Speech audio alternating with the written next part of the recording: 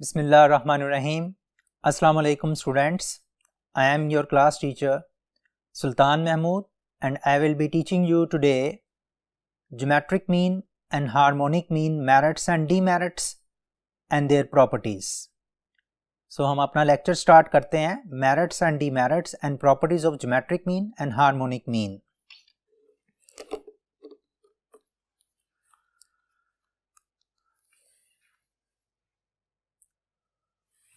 So properties of the geometric mean जो है ये फर्स्टली हम कंसिडर करेंगे.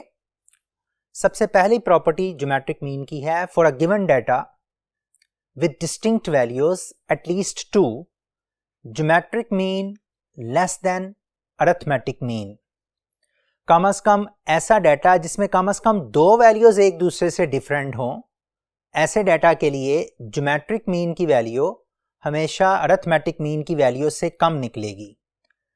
एक चीज़ यहाँ पर ये समझ लेना ज़रूरी है कि आपके पास डाटा की वैल्यूज़ अगर सारी जो हैं 2 2 2 हैं तो इसका मतलब है ज्योमेट्रिक मीन और अरिथमेटिक मीन सेम निकलेंगे, और अगर डाटा की वैल्यूज़ एक दूसरे से डिफरेंट हैं तो फिर ज्योमेट्रिक मीन हमेशा अरिथमेटिक मीन से लेस निकलेगा. ये पहली प्रॉपर्टी याद रखनी है. ज्योमेट्रिक मीन जो है उसमें आपके पास जब आप एक ही डाटा आपके पास अवेलेबल हो और आप दोनों वैल्यूज़ मालूम करना चाहें, ज्योमेट्रिक मीन भी और अरिथमेटिक मीन भी, तो ये हमेशा ऐसा ही होगा कि ज्योमेट्रिक मीन का आंसर जो है वो अरिथमेटिक मीन के आंसर से कम निकलेगा. और उसके लिए इस कंडीशन को भी जहन में रखना है कि कम से कम डाटा की दो वैल्यूज़ एक दूसरे से मुख्तलिफ हों. अगर डाटा की सारी वैल्यूज़ एक जैसी हैं तो ज्योमेट्रिक मीन का भी वही आंसर निकलेगा और अरिथमेटिक मीन का भी वही आंसर निकलेगा. इसके बाद हम सेकेंड प्रॉपर्टी की तरफ चलते हैं. The geometric mean of a ratio of corresponding observations in two data sets is equal to the ratio of their geometric means. कि अगर दो डाटा सेट्स आपके पास अवेलेबल हैं और दोनों के अलग-अलग एक x का डाटा सेट है और एक y का डाटा सेट है, तो उन दोनों का ज्योमेट्रिक मीन निकालते हुए हम ये देखेंगे कि दोनों की रेशो को डिवाइड करके भी वो ज्योमेट्रिक मीन के इक्वल निकलेगा. हम इस प्रॉपर्टी को नेक्स्ट सेक्शन के अंदर समझेंगे भी कि ज्योमेट्रिक मीन अगर दो डाटा सेट्स का मौजूद हो तो वो आपस में कैसे रिलेट करते हैं उनकी रेशोज. तीसरी प्रॉपर्टी है if G1 and G2 are geometric mean of two data sets then their combined geometric mean is given by anti log of n1 log of G1 plus n2 log of G2 divided by n1 plus n2. जैसे हम arithmetic mean का combined mean मालूम कर सकते हैं, similar fashion में geometric means का combined geometric mean भी मालूम कर सकते हैं. अगर हमारे पास G1 G2 G3 जितने भी ज्योमेट्रिक मीन्स मौजूद हों उन सबको इकट्ठा करके हम ये उनका कंबाइंड ज्योमेट्रिक मीन कैलकुलेट कर सकते हैं. फिर इसके बाद है the product of the items remain unchanged if each item is replaced by geometric mean. जितने भी आपने वैल्यूज का ज्योमेट्रिक मीन निकाला है, अगर ज्योमेट्रिक मीन निकालने के बाद उसकी जगह पर ज्योमेट्रिक मीन रख दिया जाए वैल्यूज की जगह पर, तो प्रोडक्ट ऑफ वैल्यूज और ज्योमेट्रिक मीन का प्रोडक्ट जो है वो सेम निकलेगा. इस प्रॉपर्टी को भी हम नेक्स्ट सेक्शन के अंदर अंडरस्टैंड करने की कोशिश करेंगे. ये वाली प्रॉपर्टी और ये वाली प्रॉपर्टी. पहले आप इस प्रॉपर्टी की तरफ आएँ कि ज्योमेट्रिक मीन जो है वो उसकी रेशो को कैसे हम कंसिडर करते हैं और किस तरह जो है वो एक दूसरे के इक्वल आते हैं. तो हम नेक्स्ट सेक्शन में मूव करते हुए इन प्रॉपर्टीज को भी डिस्कस करेंगे. ये second property, the geometric mean of ratio of corresponding observations is the in two data sets is equal to the ratio of their geometric means.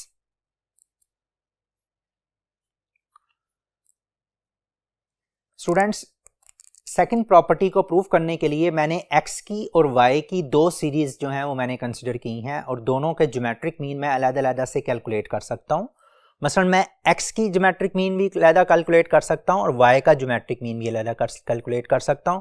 आप ये देखें कि इन दोनों के ज्योमेट्रिक मीन्स को अगर मैं अलग कैलकुलेट करता हूं तो x सीरीज का ज्योमेट्रिक मीन देखना ज़रा देखें. ज्योमेट्रिक मीन की बेसिक डेफिनेशन मैंने आपको बताई थी लास्ट टाइम कि जितने भी नंबर्स अवेलेबल हैं उन तमाम का प्रोडक्ट ले लें, यानी कि उन तमाम को मल्टीप्लाई कर दें. अगर मैं 1 3 और 9 को मल्टीप्लाई करूंगा तो मेरा आंसर आ जाएगा 27 और पावर मैं इसकी ले लूंगा, तीन नंबर्स हैं 1 2 3, my answer will be equal to 3। इसका मतलब है कि x की वैल्यू उसका जो ज्योमेट्रिक मीन है वो 3 निकल आया। इसको मैं ज्योमेट्रिक मीन ब्रैकेट में मैंने x लिख दिया है, ये मुझे पता चल गया कि ज्योमेट्रिक मीन x की वैल्यू उसका है। सिमिलरली अगर मैं y की वैल्यू उसका ज्योमेट्रिक मीन मालूम करना चाहता हूं तो y की वैल्यू उसका भी ज्योमेट्रिक मीन मालूम किया जा सकता है। यहां पर मैं लिख रहा हूं geometric mean of y। y की वैल्यू उसका ज्योमेट्रिक मीन मालूम करने के लिए इन तीनों का प्रोडक्ट लें, 2 multiplied by 4 multiplied by 8, 2 4 the 8, 8 multiplied by 8 64, 64 raise to power 1/3 करेंगे, योर आंसर विल बी 4। अब ये ज्योमेट्रिक मीन x की वैल्यूज का भी निकल आया, ज्योमेट्रिक मीन y की वैल्यूज का भी निकल आया। अब जो है अगर हम इनकी रेशो लें, जैसे सेकंड प्रॉपर्टी में डिस्कस किया है अभी हमने, जब मैं इसकी रेशो लेता हूं तो 1 divided bye 2, 3 divided by 4, 9 divided by 8।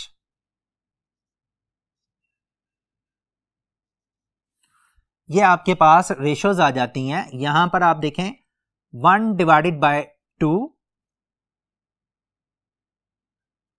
ये आ जाएगा 0.5, 3 डिवाइडेड बाय 4 0.75, 9 डिवाइडेड बाय 8 आप चेक कर सकते हैं, 9 डिवाइडेड बाय 8, कैलकुलेटर यूज कर लें,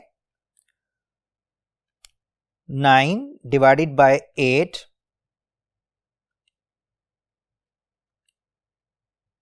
will give you 1.125, 1.125। अब देखें मेरे पास ये नया डेटा सेट निकल आया, मैं इसका ज्योमेट्रिक मीन मालूम कर रहा हूं। दूसरे लफ्जों में मैं x और y की रेशो का ज्योमेट्रिक मीन मालूम कर रहा हूं, geometric mean of x and y, x y ratio का ज्योमेट्रिक मीन। मैं इन तीनों नंबर्स को मल्टीप्लाई करूंगा, यानी कि 0.5 multiplied by 0.75 multiplied by 1.125। मेरा आंसर जो आता है उसकी पावर 1/3, मेरा आंसर आ रहा है 0.4218। मैंने एक 5वां डिजिट भी कंसिडर कर लिया ताकि मेरा आंसर जो है वो एक्यूरेसी के करीब आ जाए। इसकी पावर जो है वो 1/3 लेनी है मैंने। जब मैं इसकी पावर 1/3 लूंगा ज्योमेट्रिक मीन ऑफ रेशियोज का जो 0.42187 raise to power 1 divided by 3 bracket close, आपका आंसर बनता है 0.7499। आप इसको अप्रोक्सीमेट कर सकते हैं इस आंसर को 0.75 से। आप ये समझ लें कि ये 0.75 आपका आंसर आया है रेशोज का जो आंसर आया, यानी कि x और y के ज्योमेट्रिक मीन जब हमने लिया, इसकी रेशो लेकर ज्योमेट्रिक मीन लिया तो उसका आंसर ये आया। अगर आप एक्चुअल ज्योमेट्रिक मीन्स को आपस में डिवाइड करेंगे, x का ज्योमेट्रिक मीन ये था, y का ज्योमेट्रिक मीन ये था, तो अगर मैं इन दोनों ज्योमेट्रिक मीन्स को डिवाइड करूं आपस में तो मेरे पास आंसर आता है 3 divided by 4 is equal to 0.75।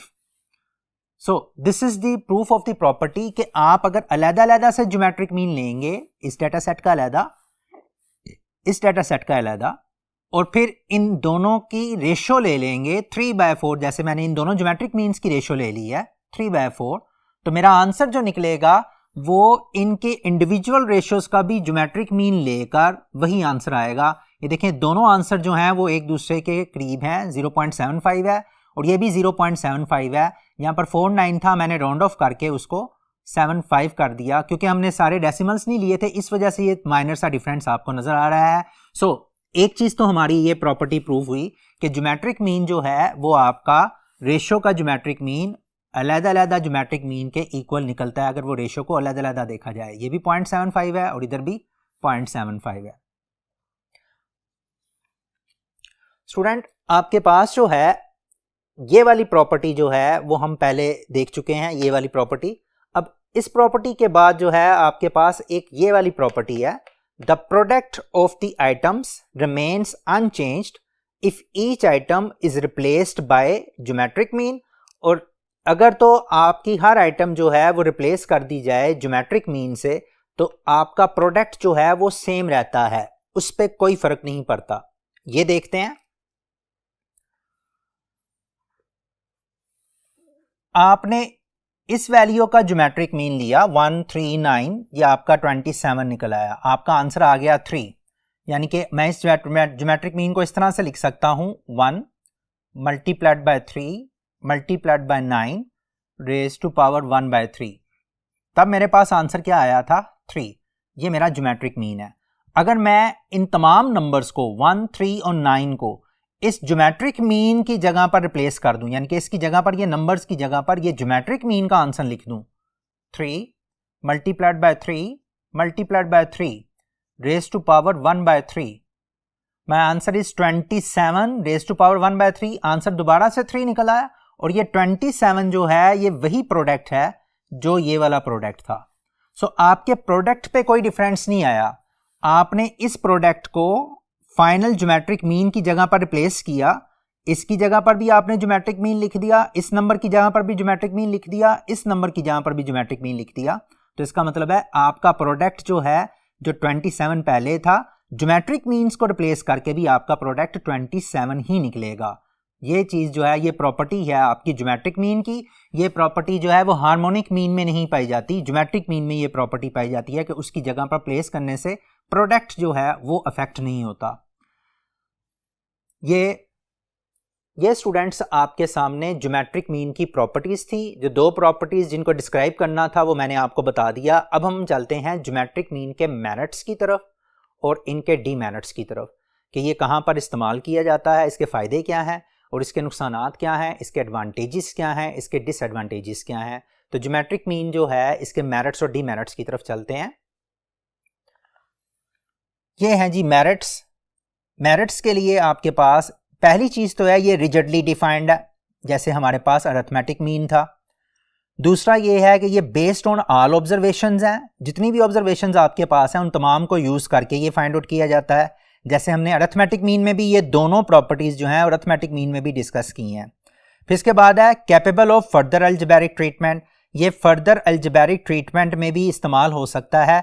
जैसे मैंने आपको बताया था कि अलजेब्रिक ट्रीटमेंट का मतलब ये है, जैसे कंबाइंड मीन मालूम किया जा सकता है, कंबाइंड ज्योमेट्रिक मीन भी मालूम किया जा सकता है। हमने कंबाइंड ज्योमेट्रिक मीन को देखा भी कि वो कैलकुलेट, जिसकी जो पहले सेक्शन था वहां पर हमने combined geometric mean find out भी करके देखा है।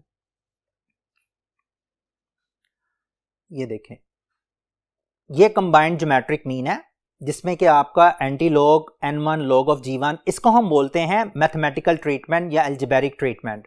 तो ज्योमेट्रिक मीन जो है, अगर आपके पास ज्योमेट्रिक मीन्स मौजूद हों तो आप उनको मिलाकर आगे फर्दर जो है वो यूज कर सकते हैं, ताकि आप अपना कंबाइंड ज्योमेट्रिक मीन जो है वो फाइंड आउट कर सकें।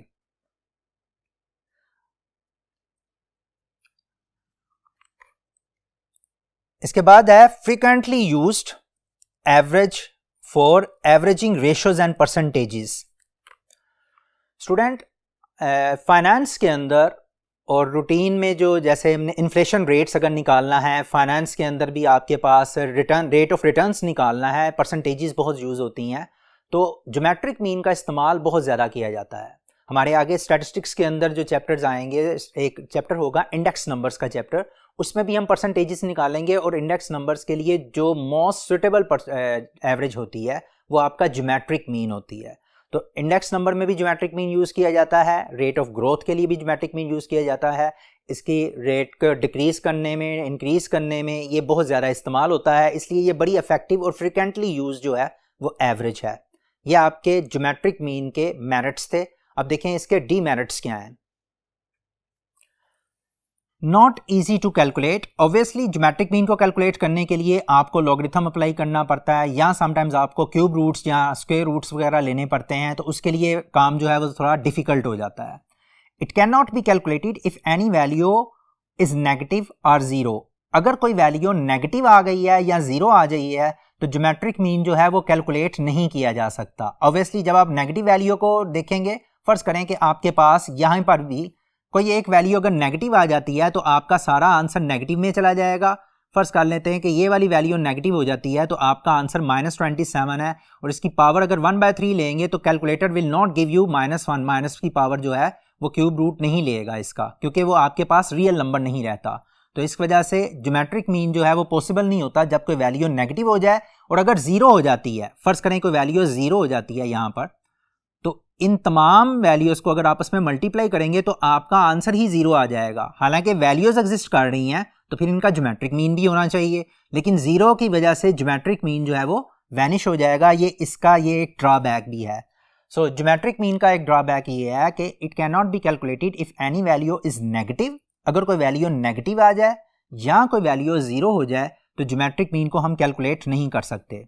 फिर इसके बाद है लिमिटेड अलजेब्रिक ट्रीटमेंट, यानी कि इसकी ट्रीटमेंट तो होती है अलजेब्रिक ट्रीटमेंट, इसका कंबाइंड ज्योमेट्रिक मीन तो मालूम किया जा सकता है, लेकिन इसकी लिमिटेशंस यहीं तक है, इसके आगे ये प्रोसीड नहीं करता, यानी कि इसके आगे ये इस्तेमाल में नहीं आता।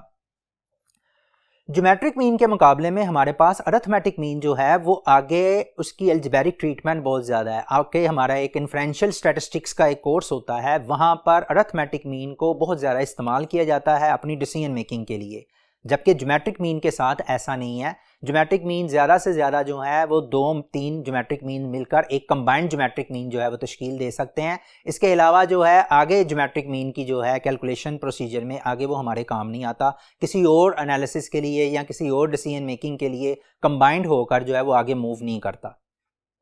इसके बाद आपके पास can not be located graphically.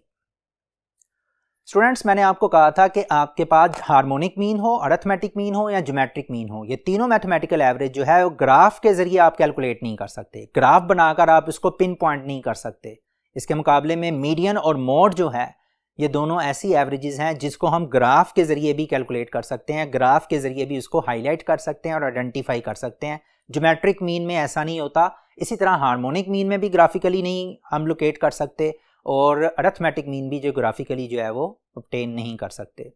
ये थी हमारी प्रॉपर्टीज ऑफ ज्योमेट्रिक मीन और उसके मेरिट्स और उसके डीमेरिट्स। प्रॉपर्टीज, मेरिट्स और डीमेरिट्स ऑफ ज्योमेट्रिक मीन के बाद जो है अब हम मूव करेंगे अपने हार्मोनिक के तरफ, हार्मोनिक मीन की तरफ। उसकी क्या क्या प्रॉपर्टीज हैं और उसके मेरिट्स और डीमेरिट्स क्या हैं।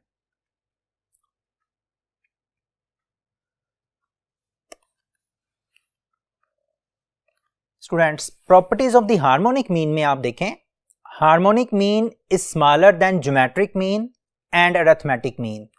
हार्मोनिक मीन की एक प्रॉपर्टी ये है कि ये सबसे छोटा है।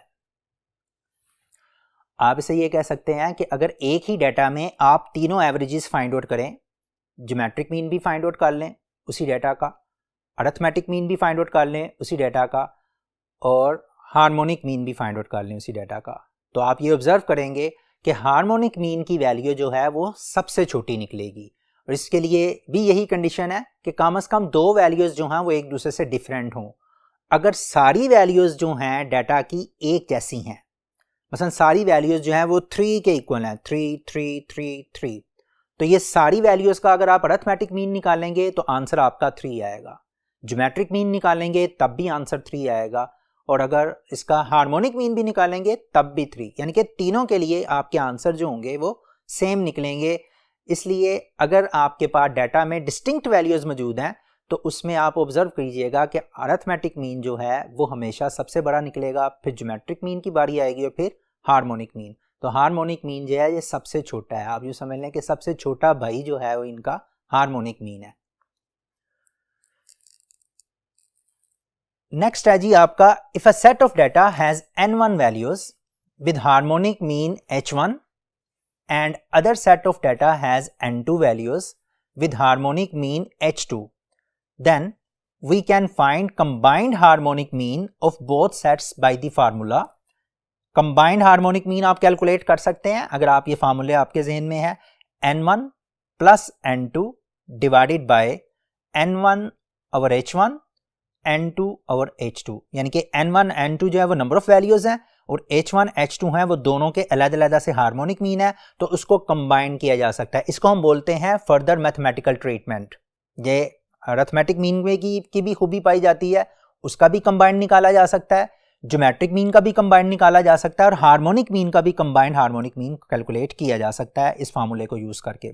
इसको आप मजीद एक्सटेंड 3 तक भी कर सकते हैं, 4 तक भी कर सकते हैं, जितने भी डाटा अवेलेबल हैं उसके मुताबिक ये फार्मूला एक्सटेंड हो सकता है। इसके बाद जो है number 3, it is affected by change of origin and scale. Similarly जैसे arithmetic mean change of origin और स्केल से अफेक्ट होता था, ये भी change of origin and scale से अफेक्ट होता है। यानी कि प्लस करें या माइनस करें, मल्टीप्लाई करें या डिवाइड करें, तो आपका हार्मोनिक मीन भी उसी तरह से अफेक्ट होता है जिस तरह से आपका अरिथमेटिक मीन अफेक्ट हुआ था। और हमने अरिथमेटिक मीन की प्रॉपर्टीज़ में ये प्रॉपर्टी उसकी डिस्कस की थी कि प्लस माइनस करने से अरिथमेटिक मीन क्या अफेक्ट करता है, और इसी तरह से आप हार्मोनिक मीन में भी उसी तरह के इफेक्ट्स होंगे। लास्ट में है वेरी इंपॉर्टेंट प्रॉपर्टी कि आपके पास harmonic mean of 2 values of A and B is given by B2AB over A plus B। ये हार्मोनिक मीन अगर 2 वैल्यूज का आपने निकालना है तो without going into the reciprocal detail आप इसको डायरेक्टली लिख सकते हैं कि दोनों वैल्यूज को मल्टीप्लाई करें 2 से मल्टीप्लाई करें और डिवाइड कर दें, दोनों को ऐड कर दें, तो आपके पास हार्मोनिक मीन निकल आएगा 2 वैल्यूज का। ये चारों प्रॉपर्टीज हैं हार्मोनिक मीन की। फाइनली अब आपके पास हम आ रहे हैं हार्मोनिक मीन के मेरिट्स और डीमेरिट्स की तरफ। हार्मोनिक मीन के भी जारी बात है, जितनी भी एवरेजेस अभी तक हमने डिस्कस की हैं उनके मेरिट्स भी हैं और डीमेरिट्स भी हैं, तो हम मेरिट्स और डीमेरिट्स की तरफ आ रहे हैं हार्मोनिक मीन के। इस साइड पे मैंने मेरिट्स ऑफ हार्मोनिक मीन है। हार्मोनिक मीन के मेरिट्स क्या है? रिजिडली डिफाइंड, ऑब्वियसली जैसे ज्योमेट्रिक मीन रिजिडली डिफाइंड है, अरिथमेटिक मीन रिजिडली डिफाइंड है, इसी तरह से हार्मोनिक मीन भी रिजिडली डिफाइंड है, एक फार्मूला है इसका। बेस्ड ऑन ऑल ऑब्जर्वेशन, जैसे ये तीनों ऑल ऑब्जर्वेशंस पे बेस करते हैं। Can be calculated for negative numbers, आपके नेगेटिव नंबर्स आ जाएं तो तब ये कैलकुलेट किया जा सकता है। स्टूडेंट नेगेटिव नंबर्स आ जाएं तो ज्योमेट्रिक मीन कैलकुलेट नहीं किया जा सकता, अरिथमेटिक मीन भी कैलकुलेट किया जा सकता है, हार्मोनिक मीन भी कैलकुलेट किया जा सकता है। सिर्फ ज्योमेट्रिक मीन वो वाहद मीन है जो कि नेगेटिव नंबर्स की मौजूदगी में कैलकुलेट नहीं किया जा सकता, क्योंकि इसके फार्मूले में एक तो लॉगरिथम भी आता है, लॉग वाला अगर फार्मूला यूज़ करें, और दूसरा जो है इसके फार्मूले के अंदर आपके पास क्यूब रूट या स्क्वायर रूट्स भी आते हैं जो कि नेगेटिव नंबर को अलो नहीं करते। तो यहाँ पर सिर्फ ज्योमेट्रिक मीन नेगेटिव नंबर के लिए अलोएबल नहीं है, इसके अलावा आपका अरिथमेटिक मीन भी आप इजीली कर सकते हैं अगर नेगेटिव नंबर आ जाएं, और हार्मोनिक मीन भी नेगेटिव नंबर्स के लिए आ सकता है। फिर है capable of further algebraic treatment. ये वही बात है कि इसका कंबाइंड हार्मोनिक मीन हम कैलकुलेट कर सकते हैं। डीमेरिट्स ऑफ हार्मोनिक मीन क्या है? It is not easy to calculate. Obviously आप जब हार्मोनिक मीन कैलकुलेट करते हैं तो उसमें आपको रेसिप्रोकल्स मालूम करने पड़ते हैं, 4 डेसिमल्स रखने पड़ते हैं, तो it's not easy to calculate. Arithmetic mean की तरह ये ईजी नहीं है कैलकुलेट करना। It is affected by extreme values.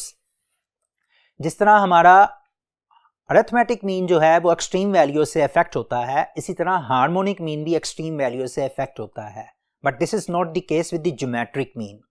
Geometric mean extreme value से अफेक्ट नहीं होता, जितने के हार्मोनिक मीन और अरिथमेटिक मीन जो हैं ये दोनों काफ़ी एक्सट्रीम वैल्यू से अफेक्ट होते हैं। यानी कि अगर कोई वैल्यू बड़ी आ जाए डाटा में, फर्ज करें 2 वैल्यूज़ हैं 2, 4, 6, 8 एंड 80, तो इसमें आपके पास हार्मोनिक मीन भी अफेक्ट हो जाएगा और अरिथमेटिक मीन भी अफेक्ट होगा, लेकिन उनके मुकाबले में आपका ज्योमेट्रिक मीन जो है वो इतना ज़्यादा अफेक्ट नहीं होगा। It is less affected as compare to arithmetic mean and harmonic mean. Geometric mean less affect रहता है। It can not be calculated if any value is 0। हार्मोनिक मीन जो है अगर कोई वैल्यू 0 आ जाए तो वो कैलकुलेट नहीं किया जा सकता। ऑब्वियसली जब आप हार्मोनिक मीन कैलकुलेट करते हैं तो आप रेसिप्रोकल्स फाइंड आउट करते हैं। फर्ज करें आपने 3, 4 और 0 दिया हुआ है, तो 1/3, 1/4, 1/0 जो ही आप करेंगे तो आपका डाटा जो है वो अनडिफाइंड हो जाएगा। तो इसका मतलब है कि डाटा के अंदर अगर कोई 0 आ जाए तो हार्मोनिक मीन जो है वो कैलकुलेट नहीं किया जा सकता। यहाँ पर स्टूडेंट्स एक बात जहन में रखनी है, ज्योमेट्रिक मीन की कैलकुलेशन में 2 रिस्ट्रिक्शंस हैं, हार्मोनिक मीन में 1 रिस्ट्रिक्शन है, जबकि अरिथमेटिक मीन की कैलकुलेशन में कोई रिस्ट्रिक्शन नहीं है। इसीलिए अरिथमेटिक मीन जो है वो यूज़र फ्रेंडली एवरेज भी कहलाता है, यानी कि ये आपके पास यूज़र फ्रेंडली एवरेज है कि जिसमें आप जो है वो इजीली तमाम किस्म के डाटा के लिए वो कैलकुलेट किया जा सकता है। अब इसमें ज्योमेट्रिक मीन की जो 2 रिस्ट्रिक्शंस हैं वो ये हैं कि वो ना तो नेगेटिव वैल्यू के लिए कैलकुलेट किया जा सकता है, और अगर डाटा में कोई ज़ीरो आ जाए तो तब भी ज्योमेट्रिक मीन कैलकुलेट नहीं किया जा सकता। और दूसरी चीज़ जो है हार्मोनिक मीन के लिए, अगर डाटा के अंदर ज़ीरो आ जाए, इसकी एक रिस्ट्रिक्शन है, हार्मोनिक मीन की एक रिस्ट्रिक्शन है, अगर डाटा के अंदर ज़ीरो आ जाए तो आप हार्मोनिक मीन कैलकुलेट नहीं कर सकते। इसके लास्ट की तरफ चलते हैं, लास्ट डिमेरिट की तरफ। It can not be located graphically. जैसे स्टूडेंट हमने बात की पहले भी कि अरिथमेटिक मीन हो, ज्योमेट्रिक मीन हो या हार्मोनिक मीन हो, ये तीनों ग्राफिकली जो है वो लोकेट नहीं किए जा सकते।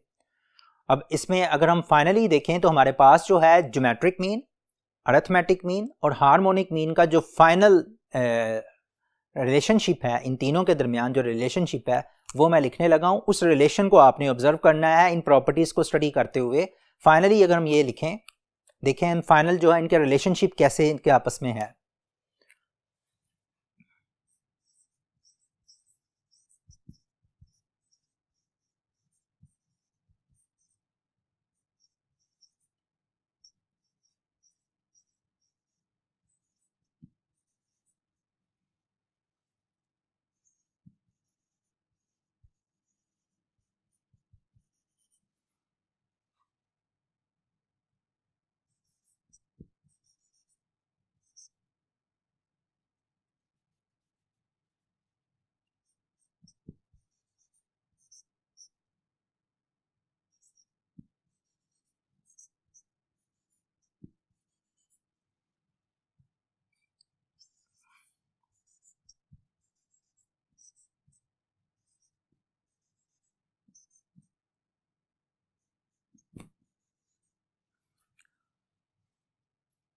या रिलेशनशिप इस तरह से शो किया जा सकता है या रिलेशनशिप इस तरह से शो किया जा सकता है। इस रिलेशनशिप से हमें यह पता चल रहा है कि harmonic mean is less than और equal to geometric mean and geometric mean is less than और इक्वल टू अरिथमेटिक मीन। और इससे यह पता चल रहा है कि arithmetic mean is greater than geometric mean and geometric mean is further greater than और इक्वल टू हार्मोनिक मीन। दोनों तरह से ये रिलेशन जो है आप याद कर सकते हैं, चाहे हार्मोनिक मीन लेसर के साइन के साथ याद कर लें, चाहे अरिथमेटिक मीन ग्रेटर के साइन के साथ आप याद कर लें। ये इक्वल टू का साइन मैंने इसलिए लगाया है कि अगर डाटा की वैल्यूज सेम हो तो फिर तीनों एवरेजेस सेम निकलेंगी। ये नोट भी साथ में याद रख लेना, if all values of data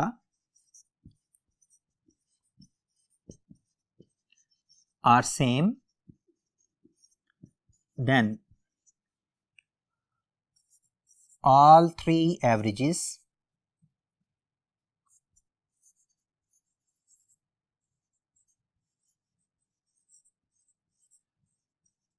have same answer.